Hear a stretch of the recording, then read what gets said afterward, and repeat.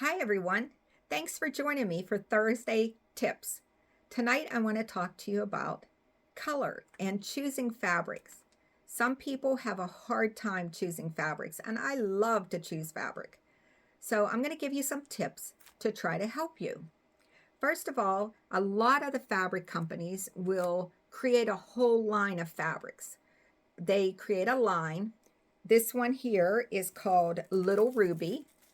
So what they did is the designer created all these different prints and colors that would go together.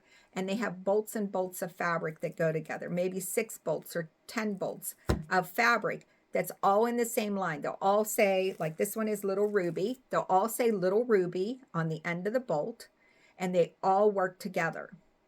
And you can make a beautiful quilt just by picking that line, all from the same line. The other way is Precuts. So this is Moda's Precut. It's a jelly roll. And all these fabrics they produce to go together. And there's lots of patterns out there for jelly roll quilts. So you could buy this, find a pattern, and start sewing and end up with a beautiful quilt.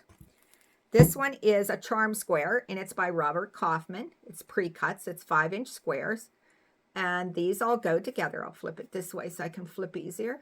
These all go together, and you can find quilts that use charm squares, and you'll have a beautiful quilt.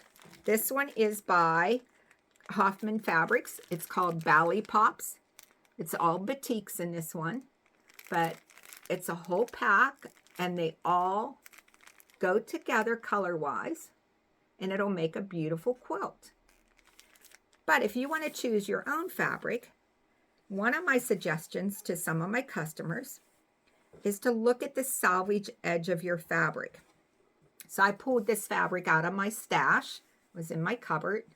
I know where I bought this. I bought this when I went to Missouri Star Quilt Company in Hamilton, Missouri. I just liked the fabric. Haven't done anything with it yet. It's been several years now, but this has a really cute salvage edge. I'll get up close so you can see. It has little leaves, and each one of these leaves is what the printer uses to line up their screen to make sure it's exactly where it's supposed to be lined up. So it will print on the fabric, and they print this color first, this one second, this one third, down the line until this is completely printed. And they use this to line it up because, like, this is the yellow and this is the yellow in here. They wouldn't want the yellow to be out here. So they line it up using these. Sometimes they're dots. Most of the time they're dots. But some of them use really cute little designs in their salvage. So when I have this fabric, if I'm in the fabric store, I could look at the salvage and I see this little bit of yellow, that yellow in there. And I could look around the shop and find a small print. And I had this in my stash. And this would actually work together. It's a yellow that's like that yellow.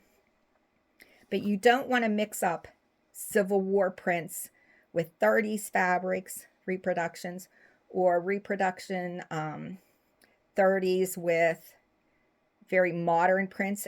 You have to kind of stay within the same era. But a small print in one of these colors would definitely work with this. So you can use your salvage edge to find fabric colors that go together. The other thing is to look at a color wheel. If you've never used a color wheel, pull up Color Wheel and Color Theory. That will help you understand how colors work together. And always use the girls that work in the quilt shops because they love helping you choose fabrics. They do it all the time, so they're good at it.